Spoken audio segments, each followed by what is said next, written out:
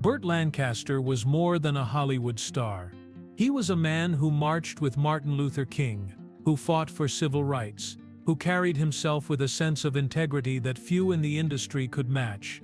Yet, toward the end of his life, stories began to circulate about something he left behind: a private notebook.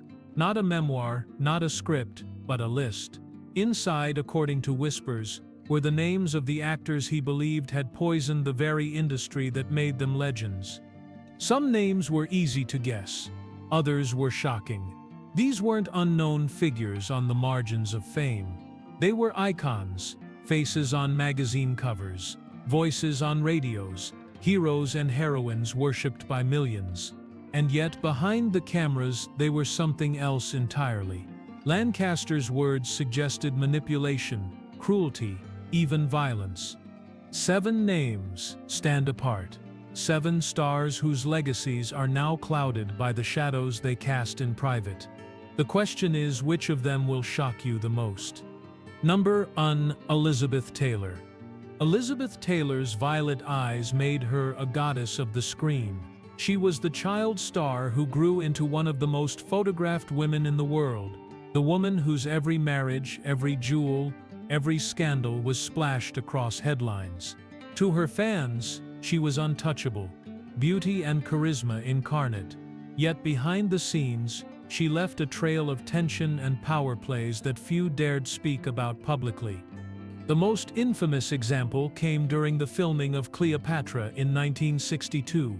Production had already spiraled into chaos, but Taylor's behavior pushed it further. At one point, she locked herself in her dressing room for hours over a costume dispute. Crew members waited helplessly, the entire set paralyzed by her refusal to emerge. Production delays mounted, and costs soared. To some, it was the act of a fragile star, overwhelmed by pressure. To others, it was something darker, a deliberate show of control. That control extended far beyond a single film. Taylor's marriage to Richard Burton became a spectacle in itself, but beneath the passion was a constant struggle for dominance. She had the power to steer his career, to influence which scripts he accepted, even to determine who surrounded him professionally. Theirs was not simply a romance. It was a battleground where affection and manipulation intertwined. Taylor also knew her worth in Hollywood. Producers bent to her demands because they could not afford to lose her star power. That leverage, while earned through her talent, created an atmosphere of fear and resentment. Colleagues whispered about her ability to charm one moment and cut ruthlessly the next. None of this erased her brilliance.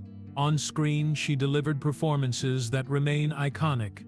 Off screen, she raised millions for AIDS research and became a humanitarian voice when few others spoke. Yet Lancaster's alleged note about her suggests a duality that haunted many stars of the Golden Age. The power to inspire and the power to destroy, both carried within the same person. And Taylor was only the beginning. For if her storms shook productions to a halt, the next name on Lancaster's list carried a reputation far more predatory, one that left scars on Hollywood itself. Number 2. Kirk Douglas. Kirk Douglas was the face of strength in post-war Hollywood. With his cleft chin and burning intensity, he embodied the hero, the gladiator who fought for freedom, the cowboy who stood against injustice. Audiences believed in him because he radiated conviction. But within the industry, another portrait emerged. Burt Lancaster, who knew him both as co-star and rival, described Douglas not as a hero but as a man who would trample anyone who stood in his way. Stories circulated of casting sessions where Douglas made his presence known long before the cameras rolled. If he wanted a role, he got it. If he wanted a rival actor out, they vanished from consideration. Young actresses hoping for a breakthrough found themselves facing the impossible choice of submission or exclusion. A refusal could mean being dropped from a project overnight. In an era when reputations were built on opportunities, those silent punishments could end careers before they began. Douglas also projected dominance on set. Directors who resisted his opinions were pressured until they gave way. Writers complained that dialogue was rewritten to tilt scenes in his favor. Colleagues learned to tread carefully, knowing that the same intensity that made his performances magnetic could turn into fury without warning. What unsettled many was the contrast. On screen, Douglas fought for noble causes. Off-screen, he wielded fame as a weapon. Lancaster's alleged description, a predator in human skin, captures that contradiction. The hero that audiences adored could be, in private, the very tyrant his characters battled against. Yet Douglas was also instrumental in breaking the Hollywood blacklist by publicly hiring Dalton Trumbo for Spartacus. That act of defiance helped restore a writer who had been silenced for years. It showed that the same force Lancaster condemned could also be used to challenge injustice. This dual legacy, champion on one hand, destroyer on the other, makes Douglas one of the most complicated figures of his era. For Lancaster, though, the darker side outweighed the brighter. The diary's implication was clear. Douglas's hunger for control scarred more lives than his talent could redeem. And if his reputation as a predator unsettles you, the next name on Lancaster's list may feel even more haunting. She was Hollywood's tragic beauty, her eyes filled with sorrow, her end shrouded in mystery. Number 3, Natalie Wood. Natalie Wood seemed fragile from the moment she appeared on screen. With her wide, searching eyes and trembling voice, she embodied innocence and vulnerability so convincingly that audiences believed it was who she truly was. She was the child star who grew into a leading lady, the tragic figure who always seemed caught between love and despair. But Lancaster's alleged notes hinted that behind those sorrowful eyes was someone very different, a woman who learned early on how to bend a ruthless industry to her will. Accounts from the sets she worked on reveal moments of deliberate disruption. When Natalie disliked a co-star, she made her displeasure known. Colleagues recalled her staging fainting spells or tearful breakdowns in the middle of production. Hours of filming would be lost, crews left idle, until her demands were met. To the public, those moments might have looked like exhaustion. To insiders, they were tactical maneuvers. Her relationships, too, were fraught with control and tension. Friends later admitted that Wood could threaten careers if she felt betrayed, using whispered accusations or subtle pressure to isolate those who opposed her. It was a darker side of survival, a reminder that Hollywood often rewarded those who knew how to manipulate perception. And then came the night in 1981, when she boarded her yacht with Robert Wagner and Christopher Walken. Hours later, she was gone. The official cause: accidental drowning. Yet questions have never ceased. Witnesses reported arguments, strange silences, and unanswered cries. Theories multiplied, each more unsettling than the last. Lancaster's supposed remark that the sea did not kill her, it only concealed what she left behind on the shore, reflects the sense of unfinished truth that has surrounded her death for decades. Natalie Wood's story is unlike any other on Lancaster's list. It is not only about the manipulation and pressure she exerted on those around her, it is about the price she ultimately paid, whether through fate, accident, or consequence. Her death froze her image in time, leaving fans to debate whether she was a victim, a schemer, or perhaps both. And as chilling as her story is, Lancaster Sipps's list turned next to a man whose cruelty was far less mysterious. He was Hollywood Sipp's eternal boy on screen. Yet in private, his behavior left scars that never healed. Number 4. Mickey Rooney. Mickey Rooney was once America's sweetheart. In the 1930s and 40s, he was the biggest box office draw in the world. The boy with boundless energy, the charming grin, the all-American optimism that audiences adored. He played the neighbor, the sidekick, the kid who never lost hope. Yet, according to those who worked with him, the Mickey Rooney behind the camera was very different from the one on screen. Lancaster's notes painted him not as a playful entertainer, but as a man who thrived on humiliation and control. Background actors told stories of Rooney mocking them in front of entire crews. A misplaced gesture, a costume he found silly, even the way someone stood could trigger one of his tirades. He didn't stop at simple scolding. He ridiculed, exaggerated, and pressed until the target was reduced to silence. Then, satisfied, he laughed, as though cruelty itself were a performance. For young actors desperate for a foothold in Hollywood, this wasn't just embarrassing, it was devastating. His personal life was equally turbulent. Rooney married 8 times, and several of his wives later spoke of physical and emotional abuse. One described living as though she were trapped in a play where every action, every word, was monitored and punished if it displeased him. A marriage to Rooney was not a romance but a cycle of power, fear, and collapse. What shocked colleagues most was the contrast. On screen, Rooney embodied joy. Off-screen, he could turn a set into a hostile place, a home into a battlefield. The same vitality that had once made him irresistible as a performer could, in private, become aggression that left scars long after the laughter faded. For Lancaster, Rooney's legacy was a reminder that Hollywood often hid its darkest truths in plain sight. The man audiences trusted to bring them comfort and cheer had, behind closed doors, inflicted wounds that never fully healed.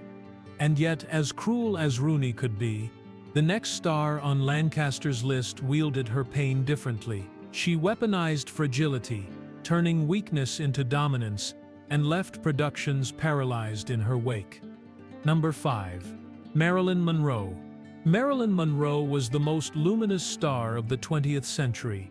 Her breathy voice, her golden hair, and her wounded innocence created an image that defined Hollywood glamour. To the world, she was the embodiment of desire and vulnerability, a woman who seemed to need protecting even as she captivated every room she entered. Yet those who worked with her knew another truth. Monroe's fragility was real, but it was also a mask she learned to control, a mask that often held entire productions hostage. During the filming of Some Like It Hot in 1959, her behavior became legendary for the chaos it caused. Monroe would vanish from the set without explanation, leaving actors, directors, and crew members waiting for hours, unsure if she would return. When she did arrive, she sometimes refused to deliver her lines or broke down in tears, forcing endless retakes. To her fans, it was evidence of pressure overwhelming a sensitive soul. But to those trying to complete the film, it was a weapon, one that turned fragility into power. Monroe also knew how to use relationships as leverage. She charmed and entangled herself with producers, directors, and some of the most powerful men in America.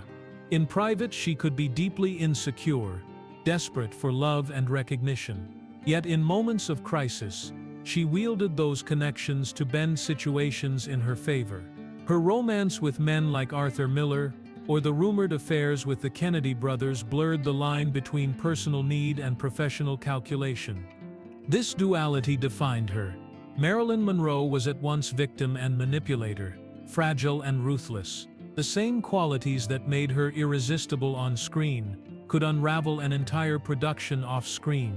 And for Lancaster, she represented not just a tragic star but a force of disruption, a black hole of beauty and pain that consumed those around her as much as it consumed her. Her death in 1962 only deepened the mystery. Was she destroyed by the very system she once controlled, or did she lose control of the mask she had perfected? The answer has never been clear. And if Monroe's story shows how power can be disguised as weakness, the next star proved how charm could conceal something even darker.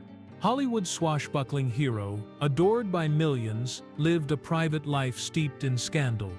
Number 6. Errol Flynn. Errol Flynn was the very picture of adventure. With his sword drawn and his smile flashing, he brought Robin Hood to life, made audiences believe in heroes, and seemed to move through the silver screen like a man born for legend. But Lancaster's notes, and the accounts of many others, pointed to a far darker truth. Behind the gallant costumes and charming grin was a man whose private life shocked even an industry built on scandal. Flynn was infamous for his parties. They were not the glittering gatherings fans imagined, but chaotic nights of drinking, reckless behavior, and whispered rumors of excess that crossed every boundary. His appetite for women was boundless, and his reputation as a seducer grew so notorious that the phrase "in like Flynn" entered the public vocabulary. Yet behind the jokes was a record of damage. Women left broken-hearted, colleagues unsettled, reputations dragged into the mire. In 1942, Flynn faced one of Hollywood's most public scandals when he was charged with statutory rape involving two underage girls. The trial made headlines across the country, and though he was acquitted, his reputation was forever stained. To some, the acquittal was proof of innocence. To others, it was evidence of how power, money, and fame could bend justice. Even after the case, whispers of similar behavior followed him, yet his star power shielded him from lasting consequences. Lancaster's alleged words described Flynn not as a hero but as a man who thrived on recklessness, a figure who wielded his influence carelessly, with no regard for those he harmed. His charisma, which so easily won over audiences, could be used just as easily to manipulate, exploit, and escape accountability. The contradiction was stark.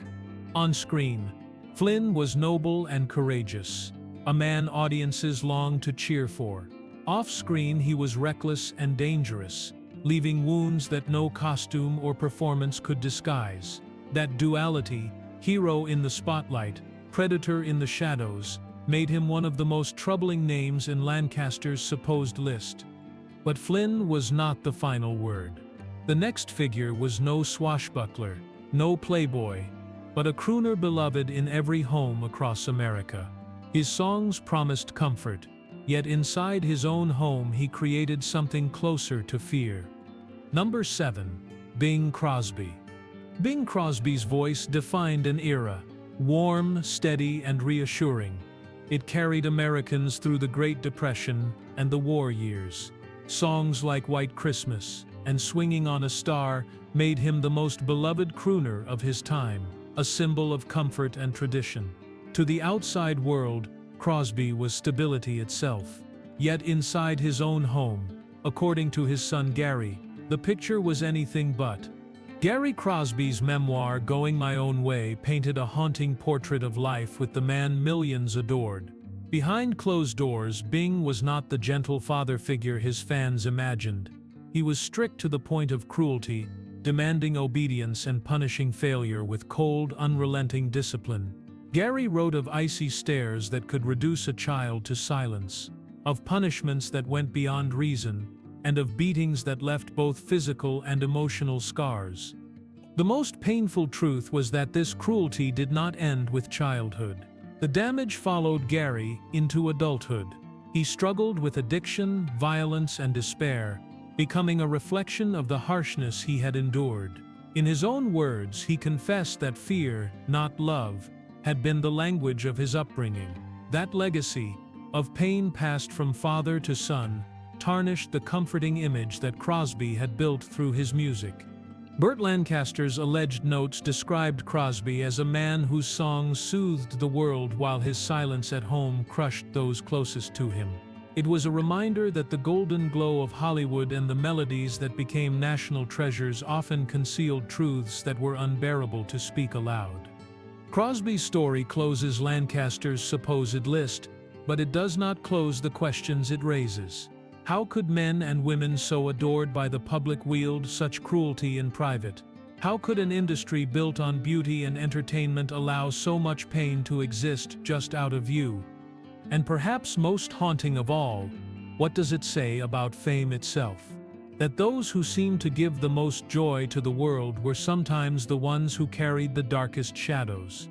Hollywood's golden age promised glamour, perfection, and heroes larger than life. But Burt Lancaster's alleged list, whether real or myth, reminds us that the truth was far more complicated. Elizabeth Taylor's storms on set, Kirk Douglas's ruthless ambition, Natalie Wood's tragic mystery, Mickey Rooney's cruelty, Marilyn Monroe's weaponized fragility, Errol Flynn's reckless scandals, and Bing Crosby's hidden brutality.